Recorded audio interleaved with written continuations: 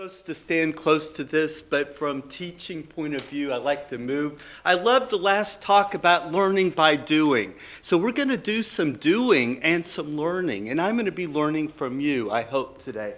So the limits of rationality. I've been thinking about this word. We heard a lot of things today about the clashes of cultures, an ideological war, a war of rock and roll, persuasion, the best interests of children, universal rights, unity and diversity, human rights mythologies, rights-grabbing people, a moral dilemma. We heard about the singing freedoms and singing revolution in Lithuania. So it got me thinking about this word rational. We heard about proportionality principle in EU governance of human rights, that proportional, that actions of governments ought to be favorable in the right portion, the right size. And this gets me thinking about this word rationality. When I first looked at it, and I'm not very good at spelling, and I saw the word R-A-T. What's that say? Rat. Maybe the idea is that the government is violating human rights if their policy just looks like a rat. But then I'm thinking, I go a little further. Let's see, how do you spell this in English? R-A-T-I-O, ratio. Some of you, chemistry, studied rational numbers. Do you remember studying rational numbers? What's a rational number? Well, it's the opposite of an irrational number. Now, how could this deal with human rights? Ratio, rational numbers, are those numbers that can only be written in integers, whole numbers, like 1/2, 1/4, 1/5. But there's a problem with this. And it took a great leap of incredible creativity, getting out of the box of thinking about numbers to develop, I don't want to say this, calculus. Based upon the principle of, do you see that wall back there? Okay, watch this. This is going to be magic. I'm going to take a step towards that wall. 1. Now my next step, you've probably seen this. Take half that distance. Have you seen this? And then take half the next distance.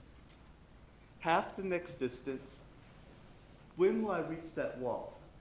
How long will it take me to reach that wall? How long? 5 minutes. Anybody saying another answer? Forever. Now, this is a bit of a controversy, and this is what we have in human rights. One person says, I'm a 5-minute right person. You say, forever? How long is forever? What do you mean by forever? 5 minutes I can measure. I want to go with 5 minutes. So the point of this talk is that you've got to have a conversation, and we're going to talk about some tools to have this cultural discourse, dialogue about where do rights come from? Are they really universal? How do we explore the myths and boundary of rights? So you say forever. Why forever?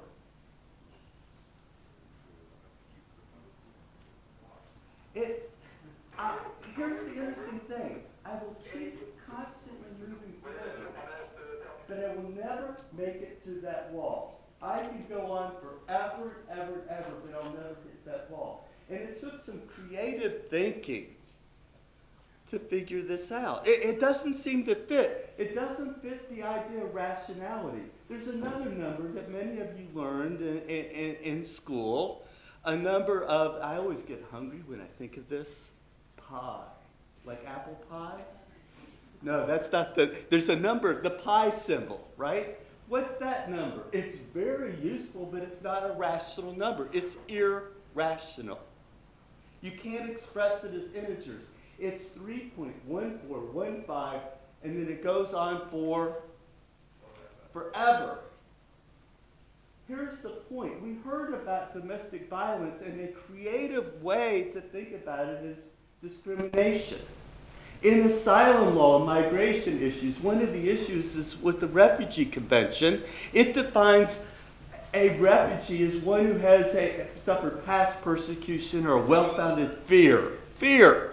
Well-founded. By whose standard? The 5-minute standard or the forever standard of future persecution. And then it requires, based upon a particular, you got to be a member of a group to have this individual claim of refugee. You got to be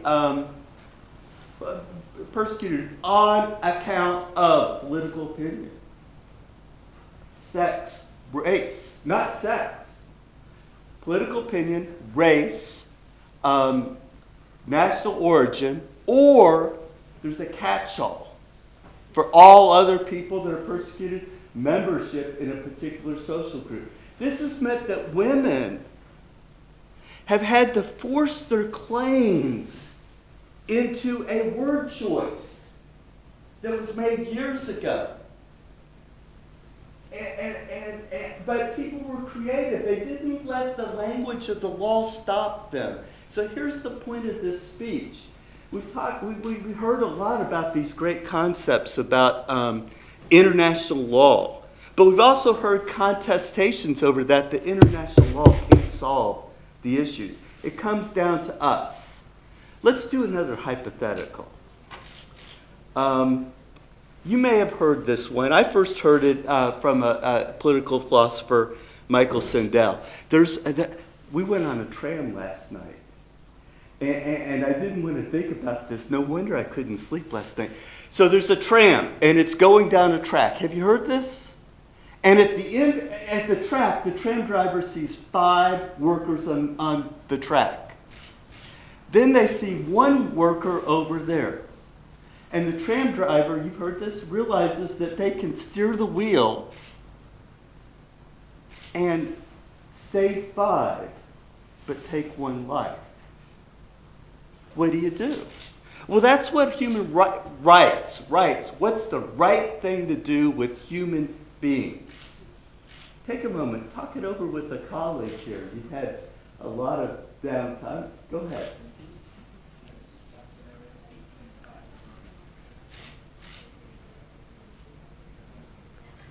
What's the right thing on that particular scenario?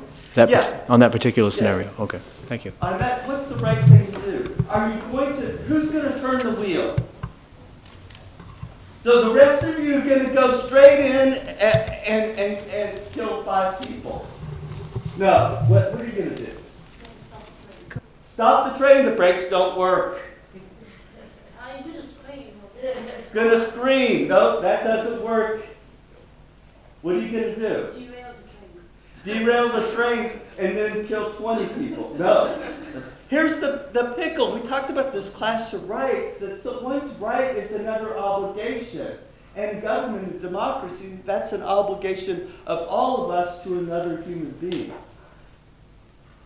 Most people will say they'll turn. It's an awful decision. But this is the issue is it takes hard work to protect human rights. They'll say the principle is that better to save 1 over 5. Now, if we change the hypothetical just slightly, that same principle, the point is that when somebody says, I have a human right, or you're defending rights, you ought to think about migration. What is the issue? Why are these issues, these moral problems, as you talked about with dealing with the revolution? So another hypothetical. The tram is going out of control. But this time there are 5 workers on the trolley. But you happen to notice, you're standing, you see this trolley and you notice, you for some reason you know the brakes don't work. But you happen to see a very large man on a bridge. And you realize that if you just sort of give a nudge, the person will fall over, land on the track, and block the train. 1 person will die and 5 will live.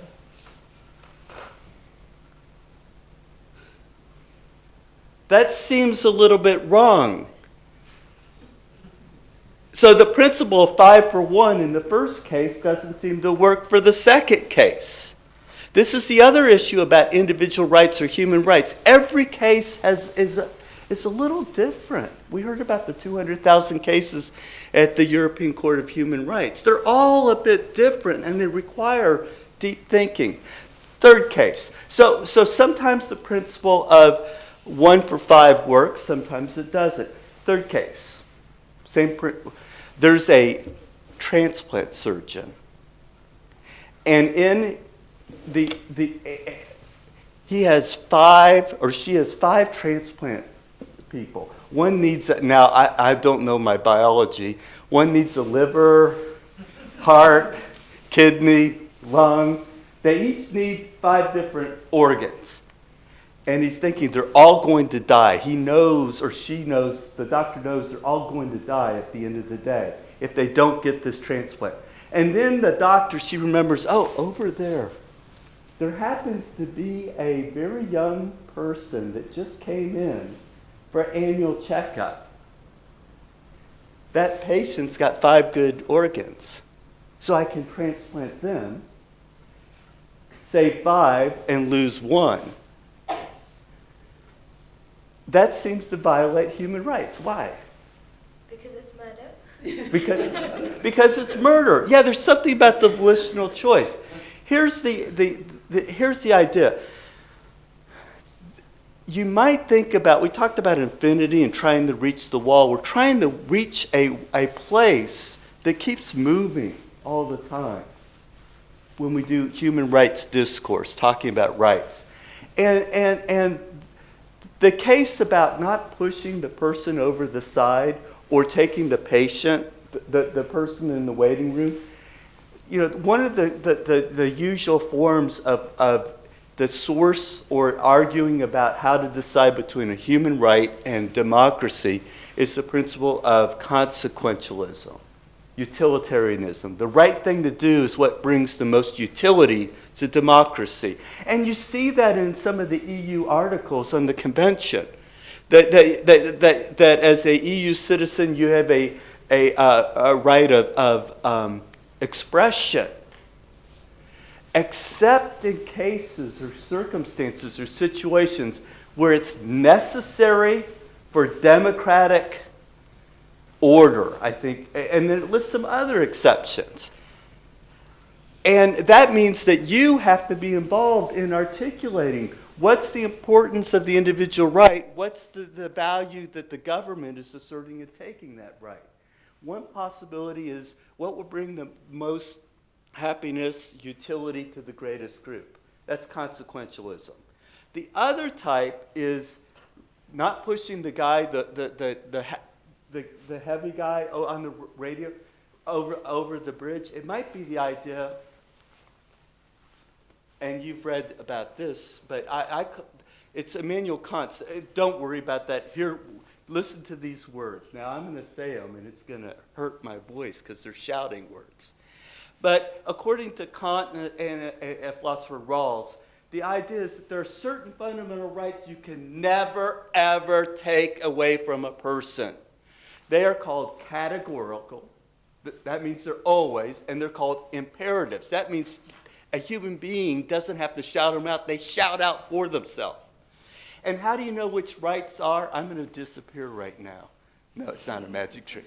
But the argument is that these are the rights that if we were all behind a veil of, this is a veil, I know it doesn't look like, a veil of ignorance.